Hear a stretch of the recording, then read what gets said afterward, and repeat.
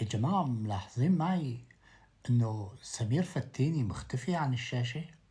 شوفوا أنا عملت بحث عليه على التيك توك، مو حبا فيه والله، بس بدي أشوف شو آخر علاكه وفساده، خصوصا بعد ما يعني طار الحلم بالمركزية وبالدولة وروج آفا وما بعرف إيش، ويقدم النصائح لمظلوم عبدي ويقدم. فقلت يعني أدخل أعمل عليه بحث. شوف،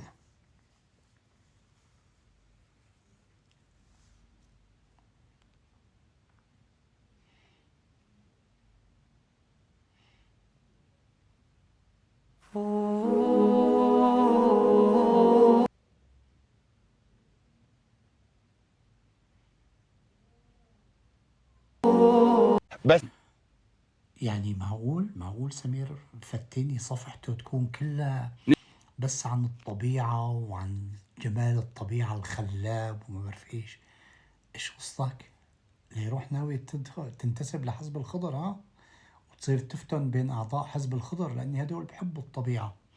بعد ما فقدت الأمل وحرضت كثير على القتل وحرضت على الكراهية وما عفت فتنة وما عفت كذبة. معقول أنا يا جماعة والله بحثت هيك عن حسابه 400 وشي 67 ألف، يعني هذا حسابه أكيد. ما لو حساب تاني فيه يمكن 39 ألف، بس هذاك كله فيديوهات منزل، يعني ممكن يكون شخص يعني اخد اسمه وعم بينزل. بس وحتى بالبحث في عالم بتنشر له فيديوهات بس ما اشوفها، انا كل شيء اشوفه سمير متيني ادخل عليه اطلع.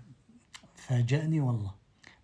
كان يبرك 26 ساعة بال 24 ساعة على البث المباشر للفتنة والكذب والنباح. لك لا، مو حبا فيه، بس يعني المسخرة. كل العالم هيك مرات من ضغط الحياة بتحب تتفرج على هيك شغلات، لأن هي بتكون يعني مسلية، هاي الفقاعات.